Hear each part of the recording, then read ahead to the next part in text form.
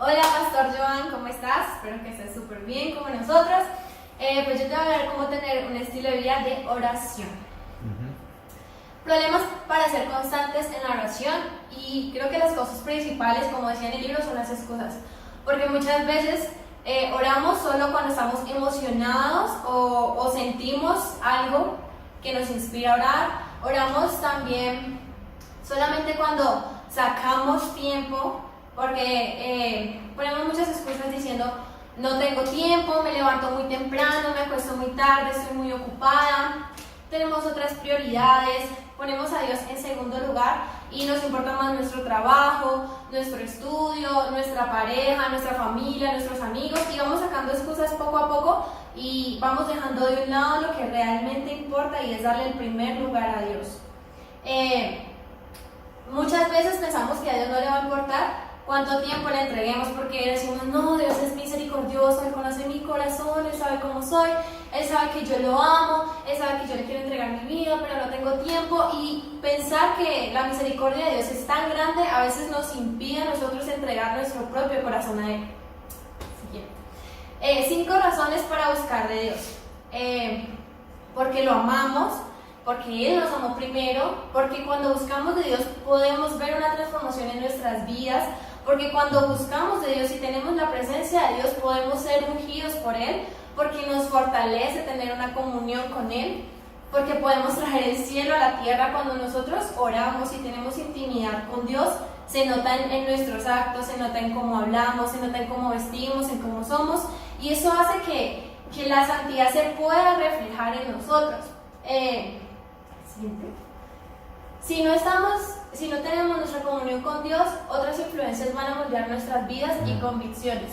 Muchas veces cuando no tenemos una comunión directa con Dios, vamos dejando que cosas mínimas como una serie, una película, las conversaciones con otras personas que no creen en Dios, vayan formando nuestras convicciones y nos vayan desviando del camino que realmente debemos de tomar, porque comenzamos a tener actitudes que no están guiadas por Dios. Entonces tenemos que tener mucho cuidado de en qué lugares estamos, con qué personas nos relacionamos y cuánto tiempo estamos dedicando verdaderamente a buscar de Dios. ¿Cómo podemos desarrollar un estilo de vida de oración? 5 pasos. Primero, deja de luchar. Muchas veces luchamos por querer esa intimidad con Dios, pero si luchamos no podemos dejar que la intimidad de Dios fluya.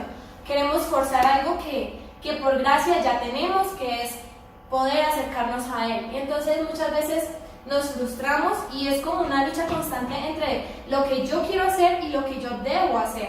Y eso impide que nosotros podamos tener una relación fortalecida con Dios. En Éxodo 33:18 dice: entonces dijo, te ruego que me muestres tu gloria. Muchas veces cuando nos acercamos a Dios pedimos y pedimos: Señor, muéstranos tu gloria, Señor, muéstranos tu poder, Señor, muéstranos esto, Señor, dame esto. Cuando no entendemos que Dios nos muestra cada día su bondad, cada día su amor en las cosas simples, como cuando nos levantamos y estamos completos, que tenemos nuestros ojos, nuestros oídos, nuestra boca, que así sea poco o mucho podemos comer, pero siempre tenemos como un vacío en nuestro corazón por más y más y más, y no agradecemos lo que ya tenemos y lo que Dios nos ha entregado. Cuando vivimos en libertad, dejamos de luchar. ¿Y qué es vivir en libertad? Es saber que Dios tiene el control de todo, es saber que no puedo cambiar las situaciones en mis capacidades, en mi conocimiento, porque eso solo le corresponde a Dios. Cuando verdaderamente permitimos que Dios sea el que maneje nuestra vida, podemos vivir una vida de libertad sin dejar de luchar. Dejando de luchar. 2, ve más profundo. No podemos optar por una actitud despreocupada. Hacer de cuenta que la oración no es importante, porque verdaderamente sí lo es. Cuando tenemos una actitud despreocupada hacia esto, hacemos que poco a poco nos vayamos alejando de tener una intimidad con Dios. Tenemos que sumergirnos en la presencia de Dios para así poder permitir que Dios se manifieste en nuestras vidas. No podemos pretender conocer el Espíritu Santo si no tenemos una intimidad con Él. No podemos esperar que el Espíritu Santo se manifieste en nuestra vida o que habite en nuestro corazón si nosotros no tenemos intimidad con Él. Porque tú no puedes esperar que una persona adivine qué te gusta a ti si esa persona no te conoce. Encuentra un lugar secreto. Es muy importante que nosotros como cristianos podamos ser conscientes y tomar una decisión intencional de buscar un lugar para tener intimidad con Dios. No tiene que ser un lugar específico 100%. Podemos aislarnos de las personas. La idea es buscar un lugar que no genere distracciones, un lugar en el que podamos estar en paz, un lugar en el que podamos meditar, un lugar en el que podamos de verdad sentirnos cómodos para poder entrar en intimidad con Dios. En 1 Corintios 6:19 dice: ¿O ignoráis que vuestro cuerpo es el templo del Espíritu Santo, el cual está en vosotros, el cual tenéis de Dios y que no sois vuestros? A veces pensamos como que, no, es que no tengo un cuarto a solas, no voy a orar. No, es que estoy en otra parte y no puedo orar. No, en la Biblia pasan muchos casos cuando Jesús se aislaba, subía al monte, iba a otras partes, se apartaba de sus discípulos. Entonces esto nos muestra de que no necesariamente necesitamos 1 metro cuadrado de espacio, sino que podemos hacerlo en cualquier lugar, siempre y cuando sea un lugar que reúna las condiciones para poder tener intimidad con Dios. 4. Escucha. Muchas veces dejamos que el mundo nos hable en lugar de dejar que Dios nos hable. Cuando tenemos más intimidad con Dios, la voz de Dios se vuelve más delicada, se vuelve más suave. Entonces, a veces permitimos que el ruido de lo que está pasando a nuestro alrededor hable en lugar de dejar que Dios nos hable. Dios siempre está hablando de una forma u otra. Yo entendí que a veces cuando Dios hace silencio también es una respuesta, y muchas veces la gente piensa, oh, Dios no me está hablando, oh, Dios me está haciendo eso, pero la pregunta es, ¿qué quiere Dios enseñarnos a través de eso? Siempre estamos apurados por descubrir cuál es la voluntad de Dios en lugar de aceptar la voluntad de Dios. 5. Déjate enseñar. Pide al Espíritu Santo que te enseñe quién es Él. El Espíritu Santo fue dejado por Jesús para que pudiera ser nuestro consolador. En Juan 14:26 dice: Mas el Consolador, el Espíritu Santo, a quien el Padre enviará en mi nombre, Él os enseñará todas las cosas y os recordará todo lo que yo os he dicho. El Espíritu Santo conoce nuestro corazón y nos escucha. Ni siquiera nosotros mismos podemos conocer nuestro corazón, porque la palabra de Dios dice que nuestro corazón es engañoso, solo lo conoce Él. Entonces tenemos que dejar que el Espíritu Santo habite en nosotros, y para que eso suceda necesitamos tener una intimidad verdadera con Él. El Espíritu Santo nos empuja al amor de Dios, y Él es quien intercede por nosotros ante el Padre. ¿Cómo sé que Dios habla? Primero, si lo que tú estás escuchando es amable, amoroso, inspirador, que te anima, sabio, que trae esa actividad, es de parte de Dios. Si trae cosas malas, si trae como duda, como que no es correcto, es el enemigo. Y si es lógico y analítico, somos nosotros mismos quienes estamos hablando. Cuando Dios habla, calma nuestro ser.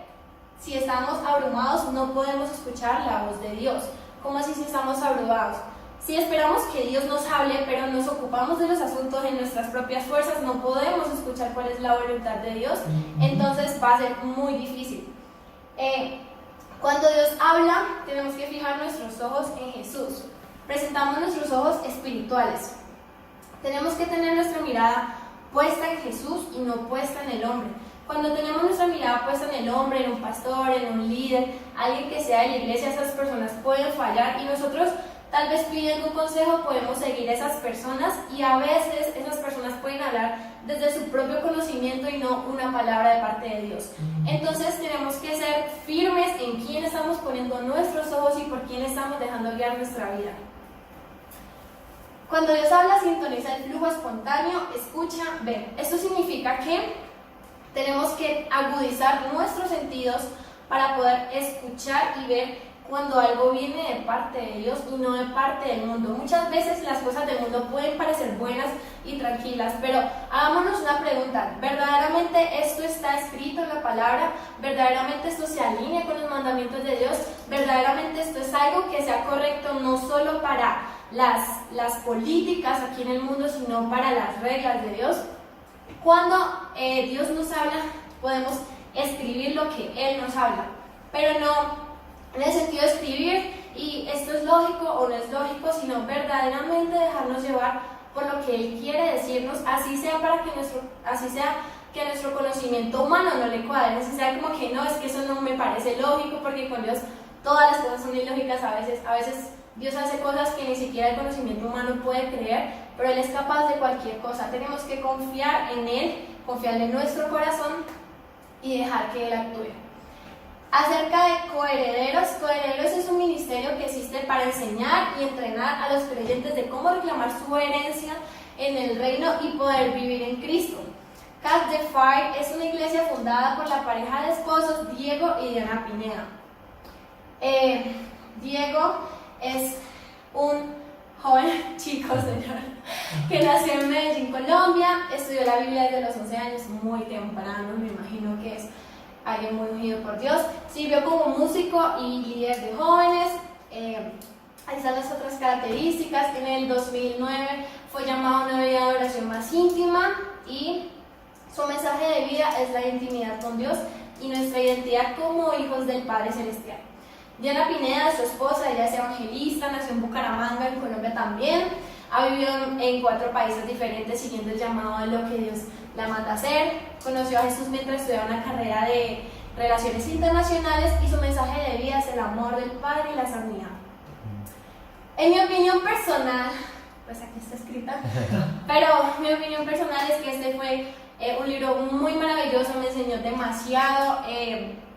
Había muchas dudas que tenía, pero es un libro que aclara demasiadas cosas, un libro que te enseña cómo tener una intimidad, cómo tener oración con Dios, cómo poder tener esa facilidad y cómo quitar de nuestras mentes tantas cosas que tenemos, tantos temas que nos impiden acercarnos a Él. Y pues nada, hasta luego, muchas gracias.